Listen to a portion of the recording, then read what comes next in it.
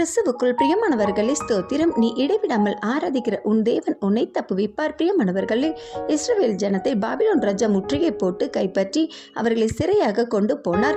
இஸ்ரவேலில் வல்லவர்கள், திறமைசாலிகள், பலசாலிகள் தேர்வு செய்யப்பட்ட பொழுது 4 இளைஞர்கள் தேர்வானார்கள். இதில் ஒருவர்தான் தானியேல்.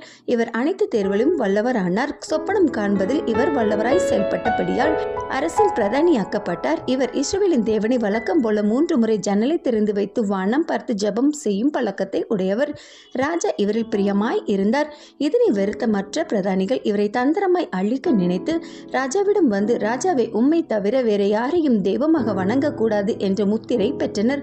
வழக்கம் போல தானியேல் எப்பொழுதும் ஜெபம் செய்தார். அரசு ஆணையை மீறியபடியால் அவரை சிங்கக்கெபியில் போட்டார்கள். ராஜா சிங்கக்கெபியிடம் வந்து, நீ இடைவிடாமல் ஆராதிக்கிற தேவன் உன்னை தப்புவிப்பார் என்றார். இப்படியாகவே அடுத்த நாள் ராஜா வந்து பார்க்கும் பொழுது சிங்கக்கெபியில் அவர் பத்திரமாய் இருந்தார். நாமும் கர்த்தரை இடைவிடாது ஆராதிக்கும் பொழுது நமக்கு ஏற்படும் எல்லா தீங்கிலிருந்தும் அவர் நம்மை பாதுகாக்க வல்லவர். ஆமீன்.